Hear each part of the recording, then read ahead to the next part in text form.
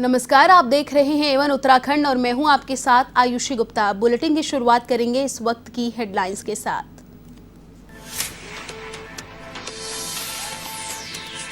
उत्तराखंड में मानसून सत्र का आज दूसरा दिन। शाम को सीएम धामी करेंगे अनुपूरक बजट पेश। तो कांग्रेस ने बनाई सरकार को घेरने की रणनीति, लाएगी काम रोको प्रस्ताव।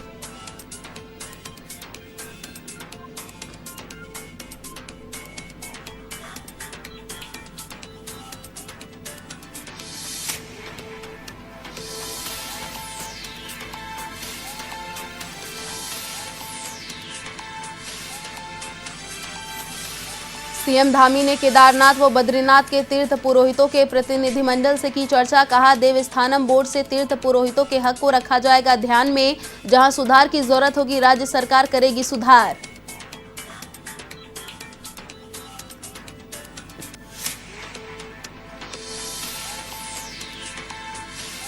उत्तराखंड में जल जीवन मिशन की समीक्षा बैठक। पेयजल मंत्री बिशन सिंह चुफाल ने अधिकारियों को दिए निर्देश। कहा, सितंबर माह तक बनाए पूरी डीपीआर ताकि जल्द हो सके कार्य प्रारंभ।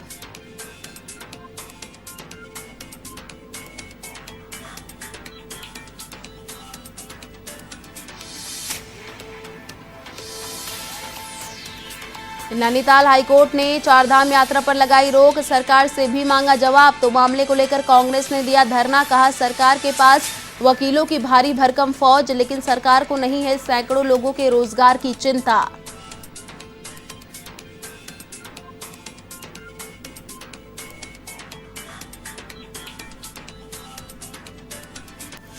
उत्तराखंड हाईकोर्ट ने स्वयं सहायता समूहों द्वारा दायर याचिका पर की सुनवाई। तो पुष्टाहार टेंडर प्रक्रिया पर लगाई रोक। मामले की अगली सुनवाई 3 सप्ताह तक टली।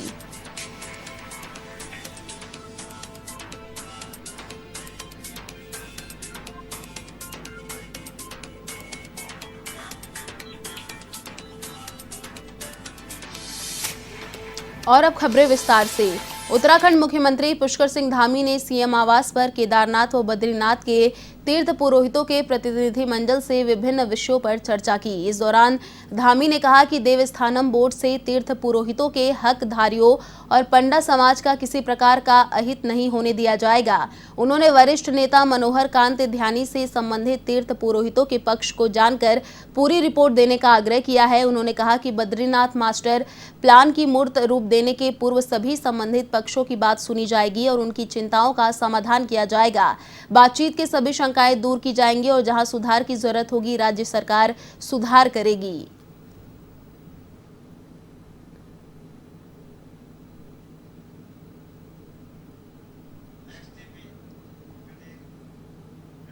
उत्तराखंड विधानसभा के मानसून सत्र का आज दूसरा दिन है। विधानसभा में आज प्रश्नकाल व शून्यकाल दोनों चलेंगे। मुख्यमंत्री पुष्कर सिंह धामी शाम 4 बजे अनुपूरक बजट पेश करेंगे।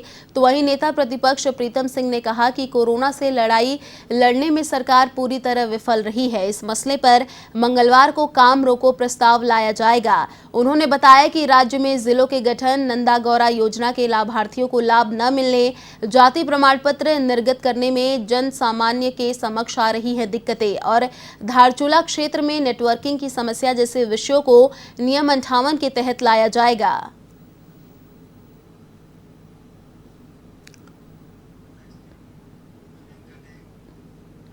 उत्तराखंड विधानसभा के मानसून सत्र के दौरान अध्यक्ष प्रेमचंद अग्रवाल की अध्यक्षता में सभी तारांकित प्रश्नों को निर्धारित समय के अंतर्गत उत्तरित किए गए।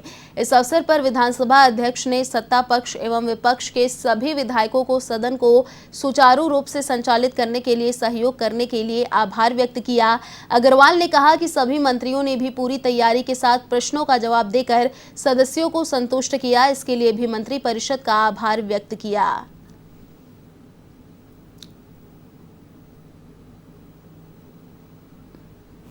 देखिए, मैं सभी माननीय सदस्यों का बहुत आभार व्यक्त कर रहा हूं कि जिस प्रकार से सहयोग सत्र के दौरान सभी का मिलता है और आज फिर प्रश्नकाल में जितने प्रश्न पूछे गए थे वो सभी के सभी उत्तरित हुए। यानी कि माननीय मंत्रिपरिषद ने भी,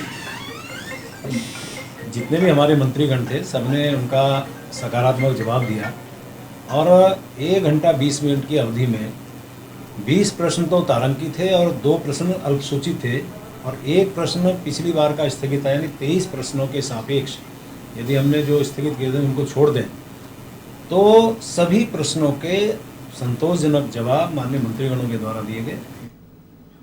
खबर उत्तराखंड के अल्मोड़ा से है, जहां 12 सूत्रीय मांगों को लेकर 3 हफ्ते से अधिक समय से आशा कार्यकर्ताओं ने धरना दे रखा है। ऐसे में मंत्री रेखा आर्या के खिलाफ जमकर नारेबाजी कर प्रदर्शन किया गया।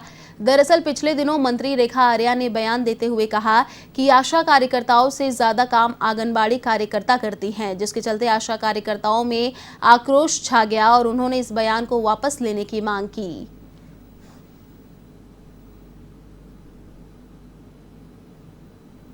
इस दिन हो गए हैं, लेकिन रेखा आर्या ऐसा बयान दे रही कि वहाँ पे कि नाम सारे आंगनबाड़ी वाले काम कर रहे हैं, लेकिन हम बेवकूफ़ हैं और कह रही कि डिलीवरी में भी वही जाती है रात को के नाम। ये तो मैं तो कह रही कोई भी आंगनबाड़ी वाला यहाँ पर आ जाए, ये बता दे कि हम डिलीवरी में जा रहे हैं, हम अभी से यहाँ हड़ताल छोड़ देंगे और आशा वाला दर्जा भी छोड़ देंगे। लेकिन रेखा आर्या बहुत गलत बोल रही, जो बोल रही, हम आशा पर बहुत अत्याचार कर रही। रेखा आर्या अपना बयान वापस ले, नहीं तो हम आंदोलन इतना तेज बढ़ाएंगे कि रोड जाम करने के लिए भी तैयार हैं। हम ये आशा बहन नहीं हिलेंगे यहाँ पर से, और उसको अपने गद्दी से भी हिलना पड़ेगा, क्योंकि उतरना पड़ेगा, क्योंकि हम आशा बहनों को उसने बहुत अत्याचार कर दिया और बहुत जमीन पे गिरा दिया है। बिल्कुल वो भी एक नारी होगी, वो नारी की नहीं सुन रही है। कैसी महिला है वो, बेवकूफ महिला। हमें तो बहुत गुस्सा आ रहा है उस रेखा आर्या पे। खबर उत्तराखंड की विधानसभा छबरेड़ा से है, जहां वरिष्ठ कांग्रेसी नेता आदित्य राणा कल मौजूदा सरकार के खिलाफ मोर्चा खोलेंगे। युवा मांगे रोजगार को लेकर राणा का एक बड़ा प्रदर्शन युवाओं को इकट्ठा कर करेंगे और मौजूदा सरकार को याद दिलाएंगे कि उत्तराखंड में युवा बेरोजगार घूम रहा है।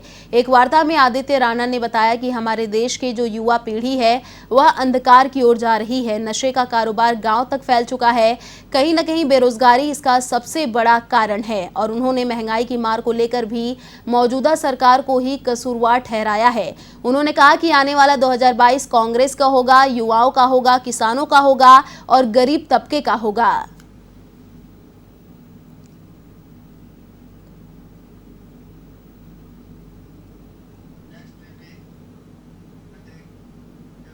नैनीताल हाईकोर्ट ने उत्तराखंड में चारधाम यात्रा पर रोक लगाई है और हाईकोर्ट ने प्रदेश सरकार से भी इस पर जवाब मांगा है, लेकिन अभी तक सरकार की ओर से इस पर कोई जवाब नहीं दिया गया। लेकिन विपक्षी पार्टी कांग्रेस ने विधानसभा के मॉनसून सत्र के दूसरे दिन इस पर नाराजगी जताई है। विपक्ष ने सरकार पर गंभीर आरोप लगाते हुए कहा कि सरकार न्यायालय में अपनी बात कह नहीं पा रही है, जबकि सरकार के पास वकीलों की भारी भरकम फौज है। केदारनाथ के विधायक मनोज रावत ने इस पर कहा कि सरकार के इस रुख के चलते और चार धाम यात्रा बंद होने की वजह से सैकड़ों लोगों पर रोजी रोटी का संकट खड़ा हो गया है। अगर चार धाम यात्रा चलती है तो यहाँ के लोगों को इससे रोजगार मिलता।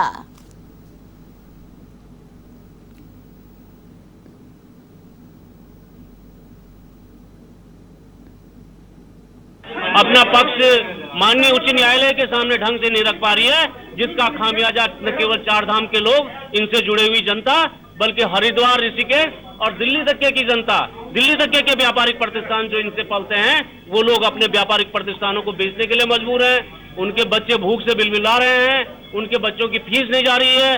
पूरे उत्तराखंड की अर्थव्यवस्था चार धामों पर निर्भर है। उत्तराखंड की अर्थव्यवस्था कोलैप्स करने की स्थिति में आ गई है। इस मांग को लेकर के हम यहाँ पर धरने पर बैठे हैं।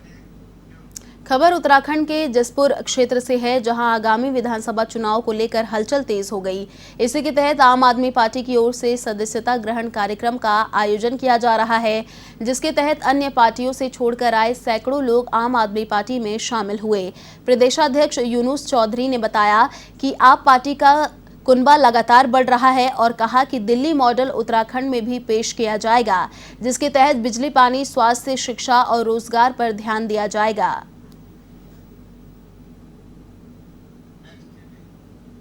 खबर उत्तराखंड के उत्तरकाशी से है, जहां जीरो टॉलरेंस का झांसा देकर नवंबर 2020 में जिले के सभी मनरेगा कनिष्ठ अभियंताओं का स्थानांतरण एक ब्लॉक से दूसरे ब्लॉक में कर दिया गया था, लेकिन 6 माह बाद फिर से जीरो टॉलरेंस ने यू टर्न ले लिया है। यह बात किसी भी जनप्रतिनिधियों को रास नहीं आ रही है। अफसरशाही के इस मनमाने तरीके से ग्रामीणों का विकास थम गया है, जिसके चलते नौगांव ब्लॉक सभागार में ब्लॉक के सभी प्रधान एवं क्षेत्र पंचायत सदस्यों ने जिला विकास अधिकारी को ज्ञापन सौंपा और कनिष्ठ अभियंताओं का स्थानांतरण यथावत रखने की मांग की।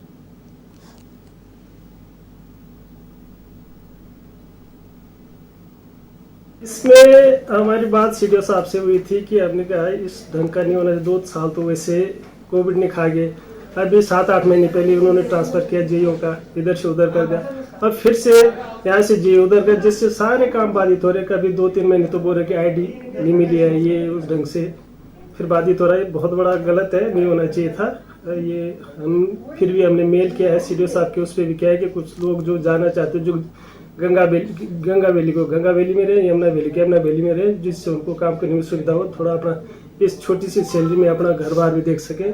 हम तो चाहते हैं कि ऐसा नहीं होना चाहिए, उनको समय देना, कम से कम इस वित्तीय वर्ष तो उनको रुकना ही चाहिए हमारे सर, जैसे हमारे काम बाधित में लोगों के एस्टिमेट भी बनते रहे। ये है कि पहले तो 5 साल हमारा कार्यकाल रहता है, वो तो 1 साल 2 साल तो कोरोना में खत्म हो गया है। लोगों को रोजगार भी देना है गांव में, जो कि काफी लोग गांव में परेशान है। बाकी सरकार के पास तो कुछ है नहीं मनरेगा का अलावा। मनरेगा में भी हम लोग यहाँ काम करते हैं, कभी ये लोग जे का ट्रांसफर इधर करते, कभी उधर करते हैं। लोगों को काफी दिक्कत आ रही है, लोगों के पास रोजगार नहीं है, बच्चे पालने मुश्किल हो रखे हैं। जो भी हमने ट्रांसफ़र किए हैं अभी इन्हीं के आवेदन पे किए हैं। इनकी समस्याएं थी कि साहब डुंडा वाला मौरी कर दिया गया, मौरी वाला डुंडा कर दिया गया, इनकी फैमिली यहाँ रहती है, तो उसके मद्देनजर रखते हुए जो इनके आवेदन आए थे उसी हिसाब से हमने स्थलांतरण किए हैं। खबर हरिद्वार के रुड़की क्षेत्र से है, जहां सीपीयू पुलिस की ओर से यातायात नियमों को लेकर विशेष चेकिंग अभियान चलाया गया, जिसके तहत बड़े वाहन चलते समय सीट बेल्ट का प्रयोग करना, शराब पीकर वाहन न चलाना, बाइक सवार हेलमेट का प्रयोग करना समेत अन्य जांच की जा रही है।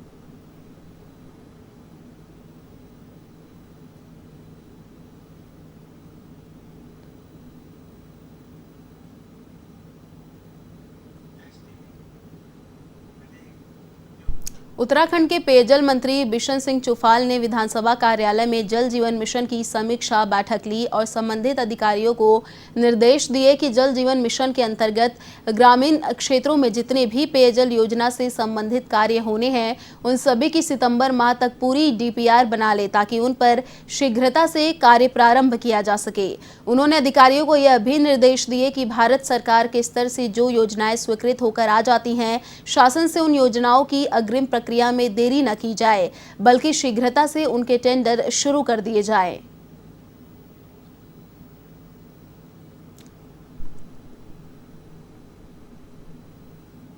जल जीवन मिशन के अंतर्गत सारे अधिकारियों की बैठक ली गई। बैठक में सितंबर माह तक जितने भी हमारे काम होने हैं उन सब के डीपीआर बनाने के लिए निर्देशित कर दिया गया कि सितंबर अंतिम तारीख रहेगी, उसके बाद कोई डीपीआर सबमिट नहीं किया जाए, इसलिए सारे अधिकारियों ने। दूसरा, एक जो समस्या हमारे सामने आ रही थी कि भारत सरकार के बाद कोई भी योजना हमारे ऊपर हो जाती है, भारत सरकार की ओर से स्वीकृति मिल जाती है, उसके बाद शासन में थोड़ा प्रक्रिया में समय लग जाता था, 1 महीना भी, उसके चेक करने में, रेट चेक करने में और उसके जियो को करने।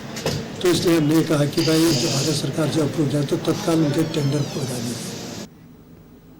खबर उत्तराखंड के लालकुआ क्षेत्र से है, जहां कांग्रेस पार्टी की आगामी परिवर्तन यात्रा को लेकर नगर कांग्रेस कार्यालय में बैठक हुई। कार्यकारी प्रदेश अध्यक्ष प्रोफेसर जीतराम ने सभी कार्यकर्ताओं को बूथ स्तर पर अपनी जिम्मेदारी दी, तो वहीं कार्यकारी प्रदेशाध्यक्ष रणजीत रावत ने नगर में बाइक रैली निकालते हुए युवाओं में जोश भरा।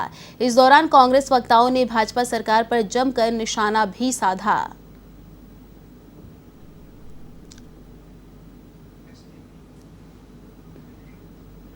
खबर देहरादून से, जहां जिलाधिकारी डॉक्टर आर राजेश कुमार ने तिब्बती मार्केट, न्यू लाइब्रेरी एवं परेड ग्राउंड के पीछे तक स्मार्ट सिटी परियोजना द्वारा किए जा रहे निर्माण कार्यों का निरीक्षण किया और वहां पर रोड समतलीकरण, ड्रेनेज, सीवरेज, पेयजल, साफ सफाई व पार्किंग समेत कई अन्य व्यवस्थाओं को देखा।